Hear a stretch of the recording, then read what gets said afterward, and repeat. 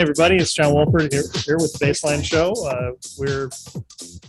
This is October or November 3rd, 2021, and we'll be talking all things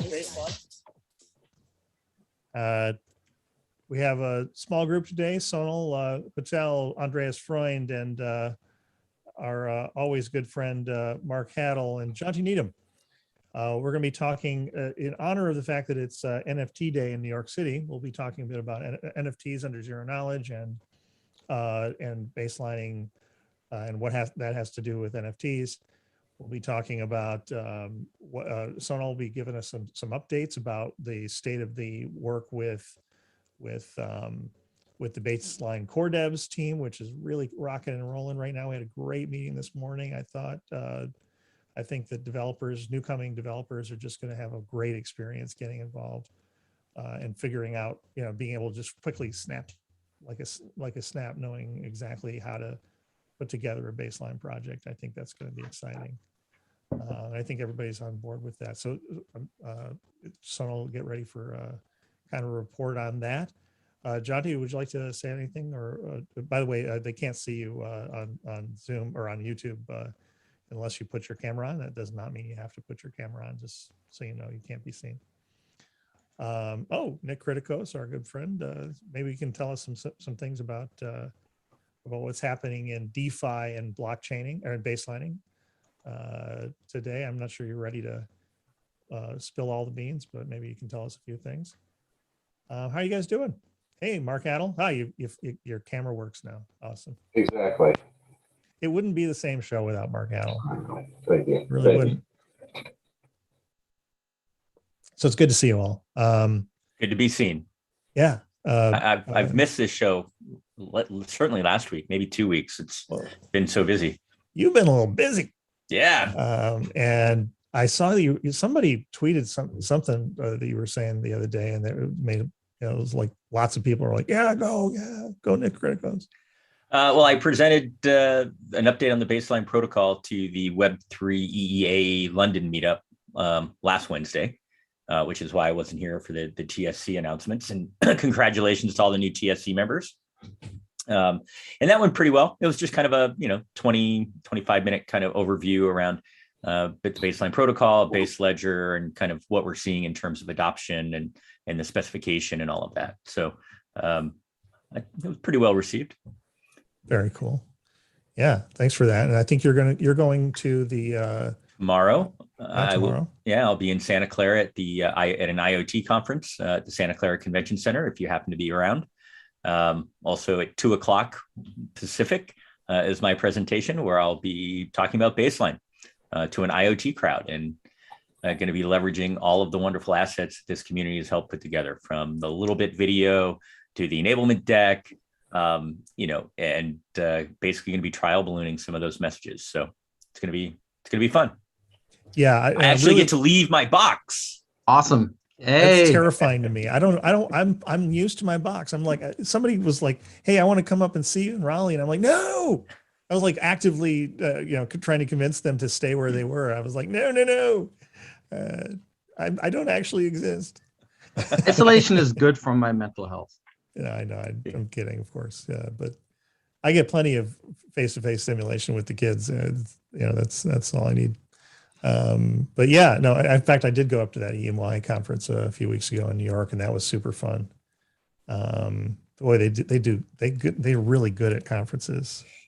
It will probably take me as long to drive to Santa Clara and back as it took you to fly to New York and back. So I'm quite certain of that. Yeah, from where you are. Yeah. Unless you go at 5 a.m. in the morning. Right. Which then it's 20 minutes. Yeah, exactly. Yeah, I remember when I lived in Berkeley, going down to like Almaden Research Lab at IBM, and it was a brutal experience. It was like 3 hours, really. Yeah, when I worked at Microsoft, right, we had an MTC at the big campus in Santa Clara there, and I had, of course, had an office in Lincoln Square and in Bellevue. And if I left my house at the wrong time, it would take me 3 hours and 15 minutes to get to Santa Clara. I could leave my house at the exact same time, go to the Oakland airport, fly to Seattle, take a car to my office in Bellevue, and be there in less time. It's crazy. Yeah. So Anyway, to business. Yeah, well, let's talk about. I mean, I don't know what if you're mentioning names of the company or anything like that yet, but I know you're getting pretty deep into DeFi and baselining around that. I mean, is there anything you would like to talk about? Essentially just creating debt and liquidity pools across multiple different kind of real world assets, and doing it in a fashion that becomes kind of a repeatable process that will eventually be decentralized. So, various participants can participate in the process and through their participation earn incentives. Many of these pools, some of them already exist. There's a pool for gig economy workers to get business cash advances. We're working on pools for short-term fix and flip. We will be the pool operator for the Aave pool, where you'll be able to bring your effectively your centrifuge drop tokens and get liquidity on them through Aave. It's all very exciting stuff. More and more with some large ISVs that shall remain nameless. And the key to this, of course, or a big key to all of this is baseline. Because one of the things that happens in these debt pools is real world assets need to be reviewed, assessed, and rated. And a lot of times the information, the better information, the more deep information you can provide results in a higher quality rating and ultimately a better risk score, right? If you bring a fix and flip loan, for example, a fix and flip loan is a short-term, generally under 12-month loan for US residential real estate, where a real estate developer will buy a house with the loan, use some of the money from the loan to fix it up, as the name implies, do renovations, and then sell it, and then use the proceeds from the sale to pay off the loan. So you can imagine if you've got, not only does location matter, as all things real estate, location, but if the loan details are light in terms of, the quality of the property or what you plan to do, the rating will be lower and the interest rate you will pay will be higher.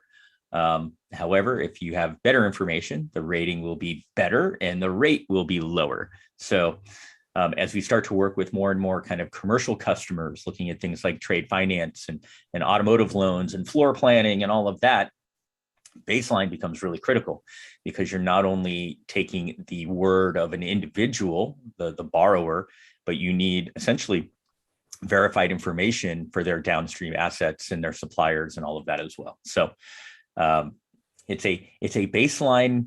I'm trying to find the right word. Baseline is critical to our roadmap.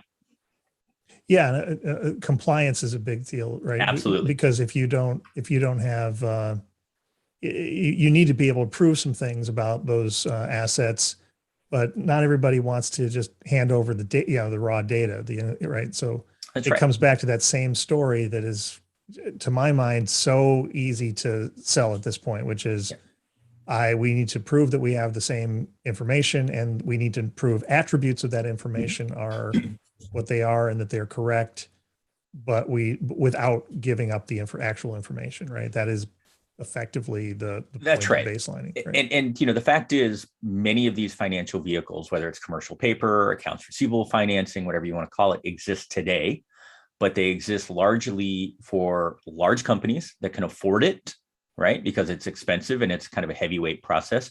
Or candidly, those that are a little desperate and are really need to go through this process in order to get these high interest rates to make ends meet, right?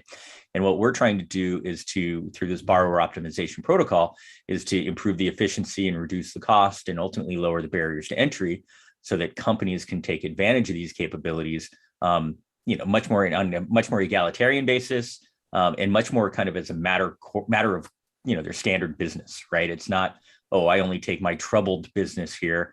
I bring all my business here because it's good for me from a liquidity perspective and it doesn't cost anything or very little, that kind of thing. Right on. You're getting stalked. It was like a Halloween. I saw you jump, John. That was great. Actually, I'm gonna have to go off camera for 2 seconds. Hold on.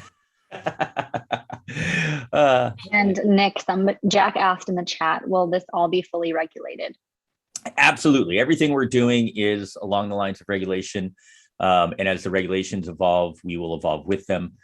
Today, this is open to accredited investors only. All the KYC, AML, Nacho, all that good stuff happens. So, this is all clean money in, clean money out, and all done with these are securities, right? They're form deed. Anyway, you get the gist. Definitely white hat DeFi, if you will. That's right. And your launch party you'll be giving out free loans, right, for everybody? I wouldn't say free, but very cost effective. Yes. I heard he was passing out Teslas because this is going to be huge. What I heard was free loans, 0 interest, no repayment ever. That was what I heard that. We've got a long road to hoe to get to our vision and our goal. So I have no promises there.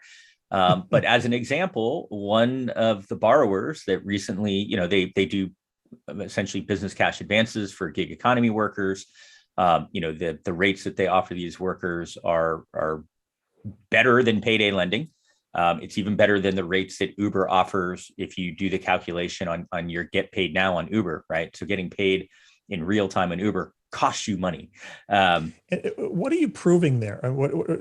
Meaning, what is the proof of that makes that more affordable for you? I mean, that more affordable for them ultimately is what it comes down to. Yeah, right? Surely, yeah. But I mean, what is the information that you're proving that will allow you to where you don't need the actual data anymore? As you go. With respect to baseline. What could you baseline where you're proving the correctness of the thing without giving up the data? So in this case, we are actually financing the asset originator, who is then turning around and financing gig economy workers, right? Right. So the underlying loan that we're giving is based on collateral that are effectively Uber and Lyft drivers' work records, right? And you don't want those work records because that would be privacy on their part. Absolutely, right? Absolutely. But we want to make sure to be sure that it's right. Yeah, if an Uber driver drives on average, 30 hours a week, right? And they want to get a business cash advance, to put new tires on their car or get an oil change or something that allows them to keep working, they can effectively borrow against their future expectation of earning, right?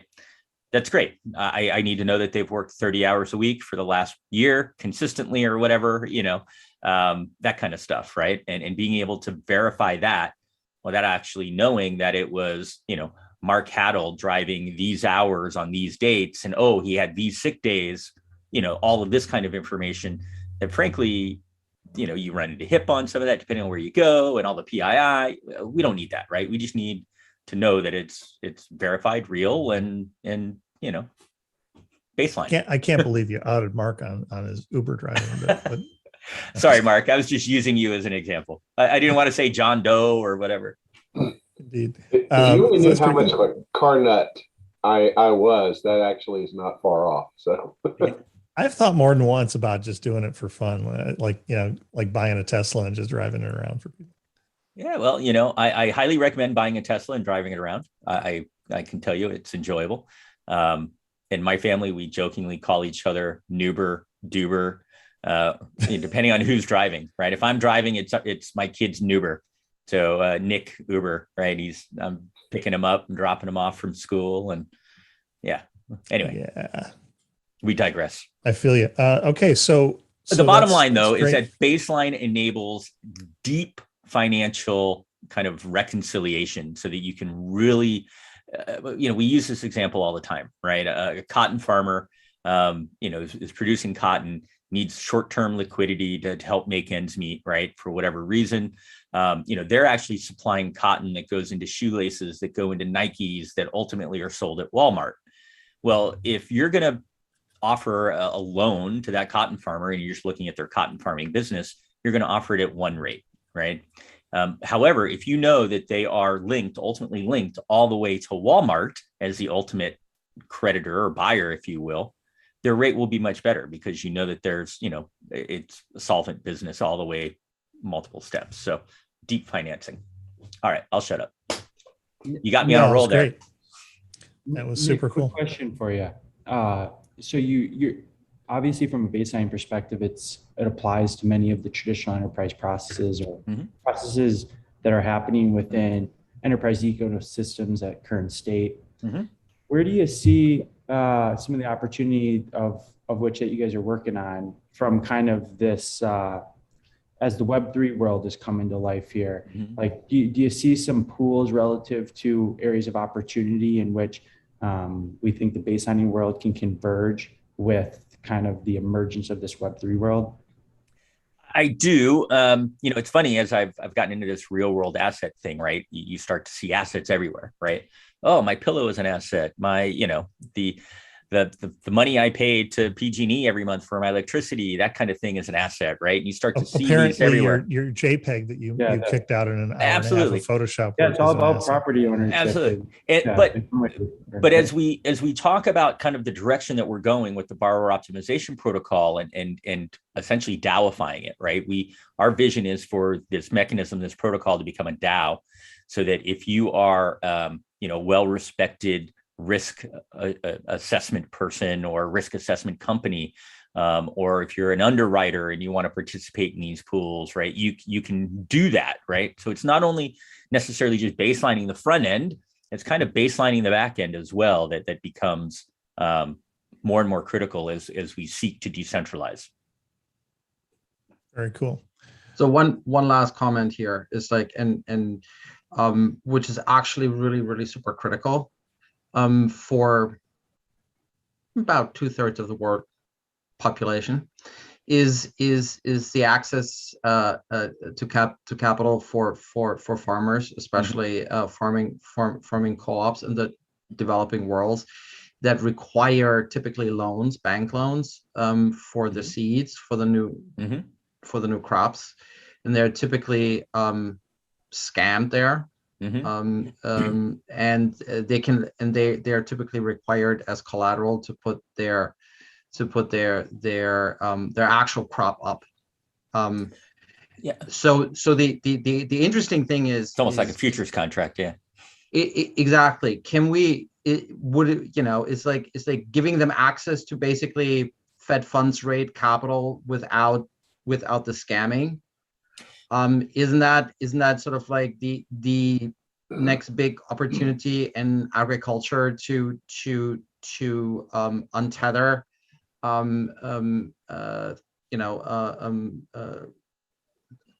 emerging economy agriculture to giving them access directly to first world capital or crypto capital that is without knowing that it's crypto or anything like that? That's right. We work with many entities that they don't want to touch crypto, right? So we provide the mechanism to do that. With respect to the agricultural front and emerging markets, Andreas, that's a great point. Many of the investors that we're working with, especially those investors that are willing to offer these amazingly low rates, whether it's DeFi or otherwise, have certain I'll hesitate to call it investment thesis, but certain requirements, right? Many of them have to do with ESG, sustainability, doing good for the world as a whole. So it could be almost hesitate to call it a slam dunk, but taking these kind of farm loans as assets, right? And getting them approved into some of these, advanced DeFi pools, aligns real well with kind of where they're headed in their direction. Work with ethos. NGOs as asset originators, because that's the easiest way, because as an aggregator and originator, so they work with the farmers as an escrow service. Anyway, I also like where that's going when it comes to things like transparent provenance and transparency. And I like this analogy of there's two ways to think about provenance or food safety. One is, hey, everybody put all your data in a big honeypot, blockchain or whatever, shared database. And then we'll, especially if it's a graph database, you can run traversals and you can find where all the bad radishes are, right, or have been. That's sort of one approach. I think that's how Walmart kind of does it. But that requires everybody to put their data all in a big honeypot. A big, and a lot of companies don't want to do that. And a lot of these small, farmers and stuff, they have to do certificates of origin. Andreas, I think you're involved. Nick, aren't you advising the certificate of origin group? KYG Trade. KYG Trade, right? Yeah. So they deal with that. So I can imagine, if you get them there, right, and using your financing company, and that you kind of set them on a pathway towards. What I like is to be able to prove, not that not to have all the data in a big honeypot, but to say these radishes did not touch any other produce that is in the pathway of a contamination or a contagion or a pandemic or something, right? You say these radishes never went in any warehouse that was during any time frame that was that would have brought it in contact with the contaminant that we know about, right? So that's a flip way of putting it, is to say, not that I've got all this data, but rather I can tell you that this pallet isn't contaminated, and I can do that under zero knowledge. Same thing with the seeds, the origin of the seeds, right? If you're organic certified, right? The seeds also must be organic certified. But if you only have the predicate, the proof for that in zero knowledge, you need to be able to prove that, and then you need to have a proof chain, right? And that you can't do, and that can easily go to thousands, right, of proofs along a supply chain. So you're forced into recursive proofs. Otherwise, it becomes completely unwieldy and a mess. So there are a lot of opportunities there to actually provably link things in zero knowledge across supply chains that can be used then as proof of authenticity in terms of loans and everything. So there are different facets. Yeah, there's the physical, almost track and trace aspect of supply chain, that facet, and then in many industries, just as important are the financial provenance, right, of how it got there and who's funding it, and where the money came from. It's the cannabis industry is exploding in the U.S., but it's still not federally legal. So, if you're doing anything in the cannabis industry, you've got to basically demonstrate that the money is all in state. It didn't cross borders and, that kind of thing.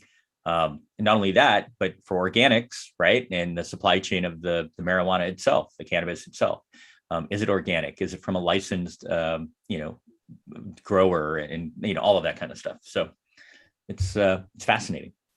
I would hazard to say that most of the end users of that product do not care. You would actually be surprised. You would actually be surprised, Mark. We're talking California, Colorado, Washington, Oregon. It's just like alcohol. It's like people, It's actually alcohol during Prohibition. It's actually alcohol during Prohibition. Prohibition was not everywhere, because if you move a THC product, right, that is below the legal threshold, you need to prove that. Otherwise, the trucker that moves the product is actually from Colorado to California going through Nevada, actually is going to get arrested for a felony charge and goes to jail for up to 10 years. Like rum running, what they call that? Moonshine and right. The phrase will come to me. Makes me think of Bo and Luke Duke. The Duke boys. I try not to think Dukes of Hazzard. That's actually a super big friction in the current CBD and supply chain, also for the plant-based fabric. It's all connected. If you can prove that, and you don't want to reveal necessarily where they're coming from, because if they're sharing that with federal authorities, it's like that's the point, right? Right. So I think that's. Hey, speaking of zero knowledge, the Andreas, I was just talking to the Horizon team today, and they've been they were quite interested in. They've got a really great zero knowledge team, and so they're kind of interested in how that would play. So it's exciting to see more zero knowledge teams getting interested in baselining. Oh, okay, yeah, and obviously they should then also join the up and coming EA Oasis Yeah. working group around layer 2. I totally agree. And they're quite favorable on the Ethereum ecosystem and how to work with it. So that's cool Yeah, as we well. had a good meeting today, the second one, and we basically got through the charter and the governance document, and we have forwarded that sort of like as a preliminary version to the PGP to give feedback, and we might be able to ratify both at the next meeting, which would be kind of like record 3 meetings to get a charter and governance ratified. So that would be awesome. And I invite everyone who wants to participate, give me a shout on the Baseline Slack or on Twitter or whatever, LinkedIn, to get involved. Great group. Hey, speaking of which, Andreas, what is the link? I'll put it up on screen. What is the link to find out more about the EAL2 working group? Since it's not official, I can't. It's Not a link yet. There's no link yet. But I can share the let me share the charter. If people are interested, you can share that because that is entirely open. That also links flick to it to me. I'll put it up. that also links to the governance document. Very cool. Yeah, and if anybody wants to get involved with that, you can join the EA, the Enterprise Ethereum Alliance, community, and get involved with a whole bunch of important projects there at the EA. We'll take a look at that. So I just thought of a good joke or a new T-shirt. Actually, yeah. I'm a zero knowledge expert. I don't know anything. Oh, that's good. That's good. That's good. That's a dad T-shirt. I know. Well, I'm a dad, so Yeah. it's a lot less offensive than any of the other shirts I wear. So, Or I'm a ZKP. I don't know anything. yeah, exactly. Anyway, sorry. I have a buddy who runs a comedy club in LA, and his niece, when she was very young, and it was a good friend of the family, he would tell her favorite joke, 4-year-old joke, and it goes like this: "I'm a little teapot, short and stout. Here is my handle. Here is my handle. Wait a minute, I'm a sugar bowl." 4-year-old joke. Hey, it takes bravery to stand in a comedy club and the do joke that is older joke. That's than- what I'm yes. saying, man. And here I thought you were going to introduce me to your comedy club owning friend, but I guess I'm not funny enough to make it on the stage. Although after that, maybe my zero knowledge joke will I think your zero knowledge joke kills. I think it kills. John, you have a comedy club owning friend? Yeah. Oh wow. Yeah. John was in the theater, man. He's got all kinds of crazy connections. Yeah. So let's move on to, let's talk about it's NFT week or NFT. It's the New York NY NFT event up in. I'm sorry. Sorry, Jay. I was NFT NYC. I was just helping. NFT NYC. Thanks. Yeah, that's right. It's going on right now in New York City. Easy to find, lots of stuff going on there. And, so let's talk about zero knowledge in NFTs. I think that's, we're starting to see a lot of activity around that. Obviously, Andreas and I are working on, and Luis are working on, and Sonal are working on that problem right now with treetrunk.io. And so we're spending a lot of time thinking about, how to improve zero knowledge, or how to improve the experience of NFTs using the zero knowledge approach. One of the key problems being, what do you do if you want to be able to prove that you have an asset, but that asset, you don't want to just display in front of everybody, right? So that's an interesting problem. Andreas, you have any thoughts about the NFT week and where it's going? So apart from the fact that it is interestingly bizarre because of precisely the problem you outline. It's like saying, hey, buy my Rembrandt. Oh, by the way, here's an exact copy of it, and you can do whatever you want with it. You can resell it as an original. No one would be the wiser. That is kind of like a very weird, I mean, like that's exactly the equivalent. It's like, here's the Mona Lisa, and here's the Mona Lisa, and here's the Mona Lisa, and they're all originals. And you don't tell it that it's not the original, that it's not the original. Everybody believes it's the original. And if they don't talk to each other, guess what? You can sell the Mona Lisa 5, 10, 100 times until they all get together and wonder, wait, you have a Mona Lisa? That's weird. I bought the Mona Lisa. No, I did. Right. Right. And that obviously would never happen in the art world. Right. But because everything's digital, that actually happens all the time. So it's like your $3.5 million, is like Bored Ape NFT was just sold on Solana for 100 grand, and you're like, wait a second, what? Yeah, Rachel Wolfson put out a piece on Cointelegraph this week, and I have to say, she's always a good writer. She gets it right, and because she gets it right, I can tell that my story on this is still getting cooked because she was able to kind of distill what I was saying. And I was like, whoa, did I really say that? No. Okay. So I'm still working on my comedy routine. Was important safety tip. Never work on your early comedy routine with a journalist.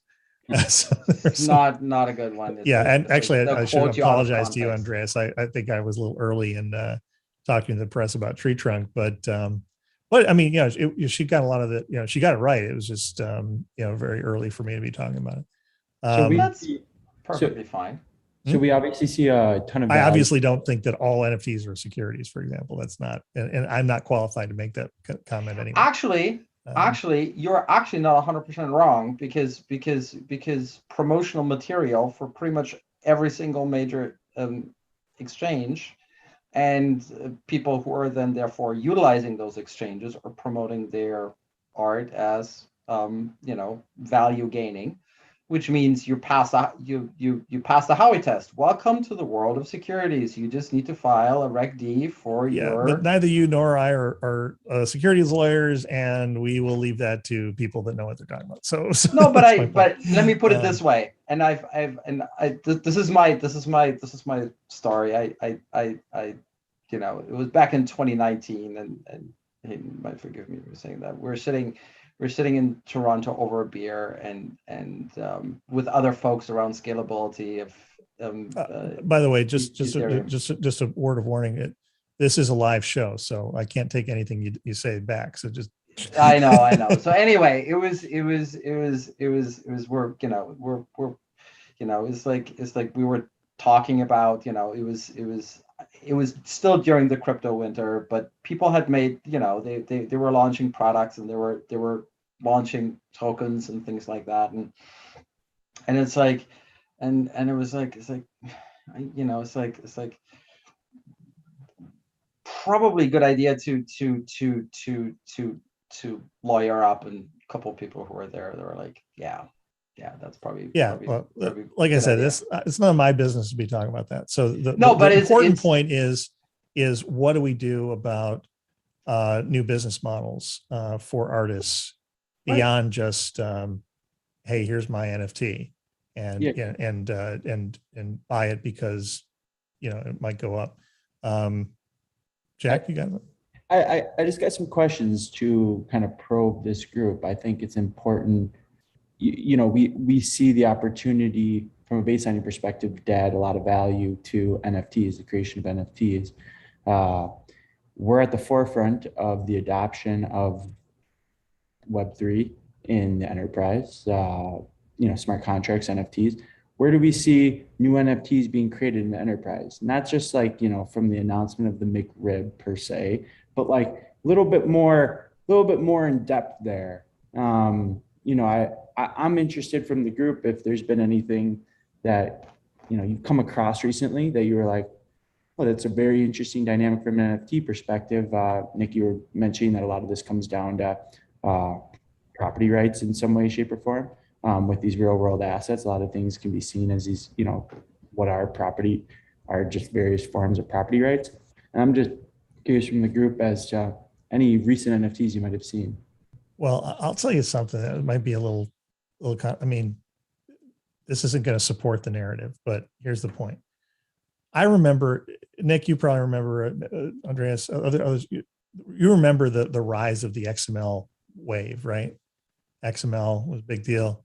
XML, it turns out, was pretty fat. It was pretty heavy.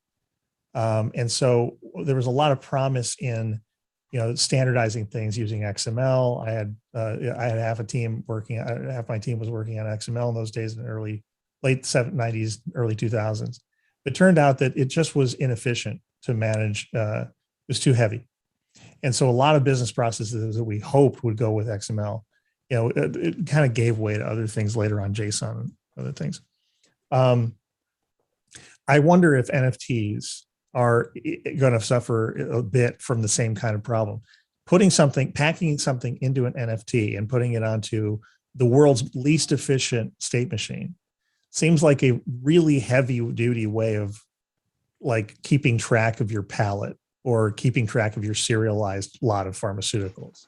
My brother's in this business, right? And he's already struggling under, how to deal with serialization in pharmaceuticals. Crazy hard thing to do. I mean, if your machine goes wrong, if your manufacturing process goes wrong at all, you have to go back to the beginning and re-serialize the entire lot. It's crazy.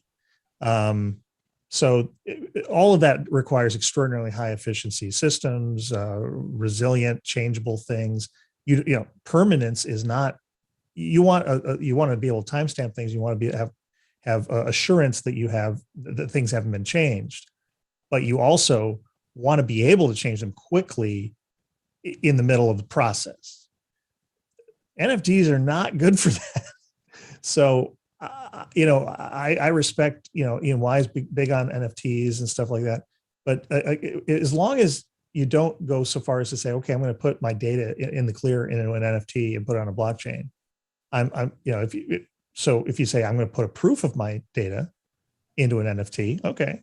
Or you could just drop the proof directly onto base ledger, and then you don't need an NFT for it necessarily, unless you need to feed it into some kind of process like a DeFi process, which only takes, for example, NFTs. Like I think Tin and Drop, Nick, right? They only accept NFT input structures, right? So you'd have to pack your proof into that, into the NFT structure. But that's not to manage it, but simply because it needs to get into that DeFi process. You see, correct. So I know the NFT guys are going to hate me for that, but I think that's the truth, the way I see it from where I sit. Well, let's remember what an NFT actually is. It's a non-fungible token, right? Which means you want to associate that with an asset that is non-fungible, right? That's the key word, non-fungible, right? So in the world of enterprise, pretty much everything is fungible, must be fungible in order to be able to move with the speed of business, right? Having said that, obviously there's a need, as John pointed out, for timestamping, right? Provable time linearization is one of the wonderful properties of a public blockchain, right? It allows you to prove that A happened before B happened before C. But beyond that, for the enterprise, right, unless you're really into DeFi and asset transfers and things like that, right, it's just not, there's verifiable credentials and stuff like that, where you can issue a credential and then revoke it when things change, right? You have a batch of serial numbers you issue, and then shit happens, and then you need to revoke it and reissue it, but you can link those two together, so you create a provenance chain. What do? You anchor those digital fingerprints of that on a chain, and then you have your time linearization. That's all you need. So for the enterprise, usage of NFTs, unless you want to transfer indivisible value, is absolutely 100% useless. Right. And also, I mean, it becomes really problematic. Say you've got a Yeah. pallet and you've got a bunch of bubble packs on that pallet, right? And now you're going to break that up. You're going to send part of the pallet over to this warehouse and part of the pallet over to that warehouse.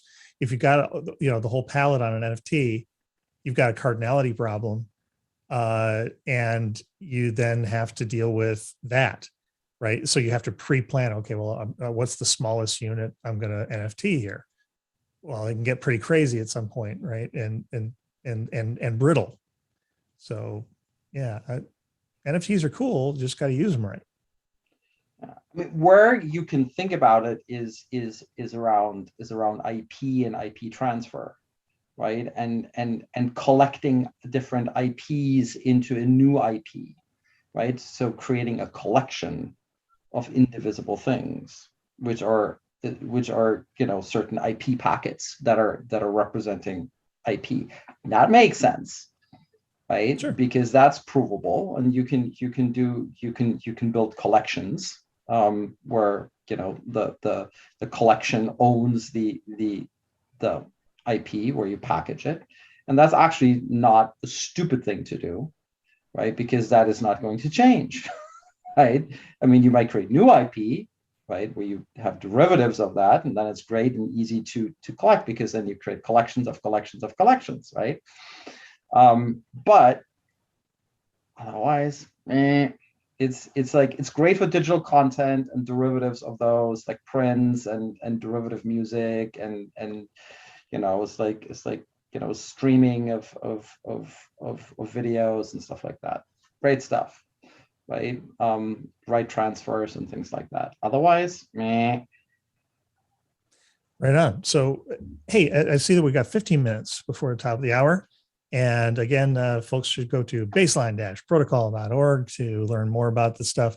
And I think, Sonal, this is a great opportunity to talk about where we're going now with the core devs. I thought that meeting this morning was terrific. I think it's going to be good for the community. You want to tell us about that? Yeah, so first I'll give a core dev update. I collected some metrics on 3 different things. So the core devs team, our blips, and just some logistics. So I'll pause between each of them, so I'm not just rambling, to see if anybody has questions or comments. But first, for the core devs team, we've had 39 core devs who have signed up and joined the last 4 sessions since we relaunched October 11th. And we have representation from about 29 different companies out of those 39 core devs.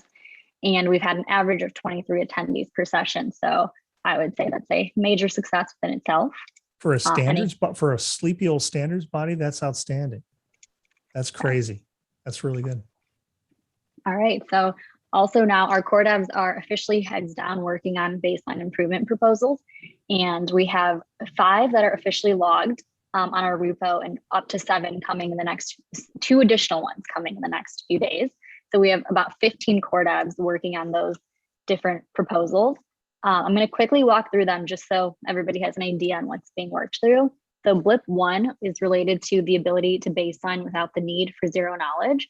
So we have some members from our TSC, core devs, and standards team working on that right now. They're discussing some use cases and modifications that would be needed for this proposal.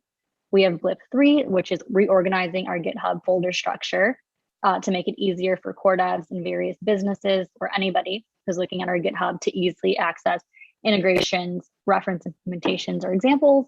And then we have blip 4, which is my favorite at the moment. It is an overarching proposal to create examples. This was an idea to start having a set of very basic baseline examples for marketing purposes, and a tool to help decision makers from various companies who are looking at baseline to easily assess if it's the tool that matches their business cases. So within blip 4 right now, we have 2 blips that are being worked on, which is baseline battleship and an Excel to Excel integration, which is something we've worked on in parts the last few months with other teammates in the community. So our core devs at the moment are using what's existing for the battle line game that was demoed a few weeks ago, and some of the work that was done through Bishwashi's grant. So we're using existing things to continue making very, very simple examples for baseline. And then lastly, we have a core a group of the core devs who are working on another blip that is doing a set of test cases for a mocked baseline reference implementation. So they're really digging in to do an end-to-end deep dive into the intricacies of the stack and create test cases around that, which is also letting our new core devs learn a lot about baseline. So as you can see, our group is hard at work. Everybody's either learning how baseline works or figuring out how to get involved or developing now. So any questions on any of our blips? Well, I just have to say that's really good progress. The thing I liked most during that meeting was, we had KL Teeter from Microsoft on there. We had a bunch of different people from, we had Unibright there. We had, White Prompt, Luis, you were on. And there was a lot of talk for, although Kyle wasn't on, there was a lot of, inclusion about provide there. And I think it's general understanding that what a developer needs is, before they get into a provide stack or before they get into running a base ledger node or something like that, or any other thing, they need to have that NPM install experience, kind of like Truffle, like Ganache, where you can run it on your laptop on a train. You can set up and develop on a train or in a plane. Do you like them on a plane? Do you like them on a train? Sorry. And do we get to talk about Dr. Seuss anymore? Yes, we are, just not Okay, certain good. books. That's fine. Okay, good. So the ability to do that and to go into a piece of code and say, where there's a big section called messaging, right? And gives you options for how to, which kind of messaging you're going to put in, and instead of just assuming one thing or another. And then, okay, here's your code for messaging. Here's your code for setting up a work group. Here's the code for, moving that, dropping things onto something like base ledger. And then finally here, so once you, kind of like give you this bite-sized experience where you take a simple thing in baselining and the next simple thing and the next simple thing. And once you've built those up, you can say, oh yeah, I understand all this. I understand dropping a hash. Now I understand dropping a hash onto a Merkle tree. Now I understand I can make fancy hashes and drop them onto a Merkle tree, and I call those proofs, right? And at that point, you've built up the knowledge to not be confused or wondering what's going on. That's going to be huge. So I can't wait to see that work finish out. And I liked that Stefan showed some actual code that looked exactly like that to me. So. Yep. So I just want to reiterate to the audience that the Core Devs is an open group. We have people with various functional and technical skills. And a lot of folks in the group are happy to teach and guide you as well. And another focus that we'll be honing in on soon is that we need to start outlining a roadmap with actionable items and timelines. So the Core Devs group isn't strictly technical. It also is related to the standards, roadmap, and other aspects. So please go to baseline-protocol.org and click Get Involved to sign up. And then I will message you and make sure you're equipped with all the right resources to get started. And I think that's my whole update. I think the main thing is that we have a lot of members in the group who are very excited to get working. And now we have blips that are submitted and being worked on. And anybody can submit blips for any ideas or alterations you can think of for these standards, code, or examples that you would like to see baseline.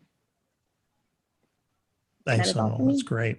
I think that that also there's I think we're getting pretty close to having that new deck out for Mark. I think you're working on some of that, right? Having a nice, crispy presentation deck for solutions architects and solution providers and clients to really understand quickly, not only why you'd want to use baseline approach, but how to sell it as a solution provider and how to make money, right? Yeah. So sorry, Mark, that was you. That was for you, buddy. For me? Yeah. No. So you're working on that, right? As far as what we want to do is, because as we get everything ready for release, We want to be able to actually time that so that we have all of the marketing and sales collateral ready to go, anticipating a lot of the questions that the audience may have, and really paying close attention to what we want to be heard as opposed to what we're going to try to say. I mean, I think a lot of us that have gone through the blockchain school of thought we were so passionate about how blockchain was going to, end world hunger and everything, and we focused only on what we wanted to say. And this time around, we want to make sure that the message is being heard in the most impactful way. So, yeah, we're polishing that up as much as possible, and trying to avoid over massaging it, Yeah, very because good. it's like anyone that's ever made a really good kitchen recipe, you get to where everything is just great, and then you say, well, what if I add just this little bit more and this little bit more, and it ruins the whole thing. So we're trying to avoid that as well. So lots of sausages getting made here, and it'd be nice. I half a mind to suggest Sonal that we start doing the core devs meetings on this show, or maybe just like getting the highlight reel onto the show, so that everybody can see real code. Because I think in the next few weeks we're going to be seeing the whole community working on real code on a community basis instead of just little groups working on their own projects. So maybe we can do code reviews. I still love a code walk. It's my favorite thing. Code don't lie, man. it's actually kind of interesting watching when you show code to a non-technical audience, that you will have, one segment of it just thinks it's the coolest thing in the world. They have no idea what it means, and it's just a bunch of, but it's so cool, almost elegant. Nap time. No, done right. It is not bewildering, and it is actually, and you just have to do it right. Yeah, you just have to do it right. It's not monotone, and this line is this, and this, you're setting context, you're explaining it. It's fun, it's cool, and you can prove that what you're talking about is actually working. Yes, but with that type of esoteric type stuff, some is good, more is not better.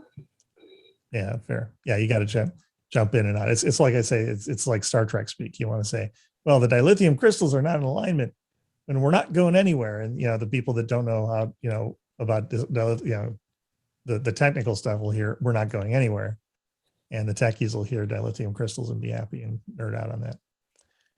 Right. I think we are at the top of the hour. Luis, it's good to see you. I know you're working on a bunch of ZK work right now.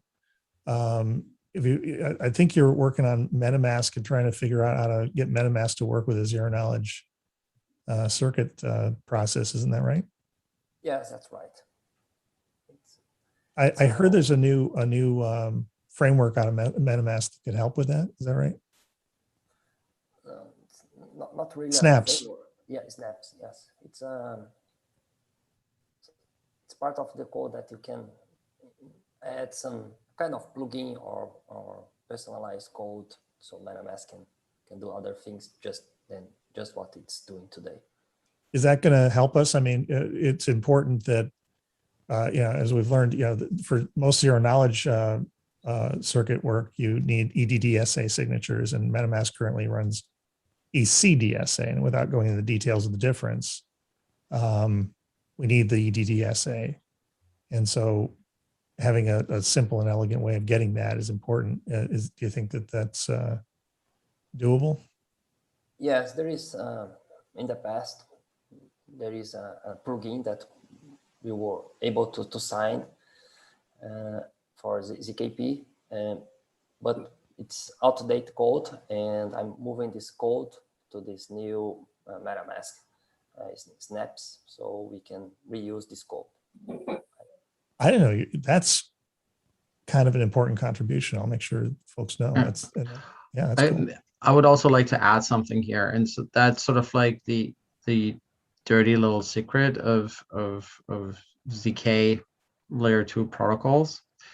Unless you run a wallet that is dedicated to your own to where you maintain that private key that connects to that particular required curve for the layer 2 ZK, you are giving, and most people do that and they don't even know it, they give the control of the keys, the private keys for the layer 2 ZK to the actual layer 2 operator. They control it through their MetaMask, but the private key is not in their custody. And we are going to change that. That's cool. And that's part of the L2 standards working group, right? That is going to be one piece of it that we're going to discuss. That's obviously going to be, but those are it solves it immediately if the large wallets just simply integrate those, support those curves, right? That makes it, that's one go. If MetaMask were to incorporate those different curves, and you can just select it through a drop down based on where you are, you just solved a huge problem that no one's talking about, because people are trained to not care unless you're a total crypto nerd, right? It's like if you're on Immutable X and you're trading your NFTs or your Axes or what have you not, you don't, it's like you don't know, you don't care. It's like, until you do. Until you wait a second. Where's my $68 million NFT? Wait, where's my? Do I need a key for that? Oh, where is that?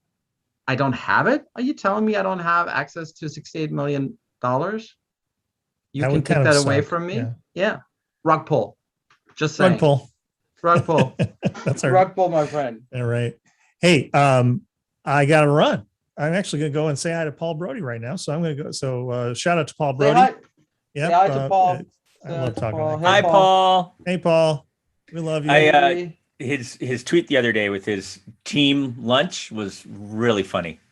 I don't know if you saw that with all the blue dots. I did not. I'll take a look. It's good to see everybody. And until next time, let's solve. Keep on baselining.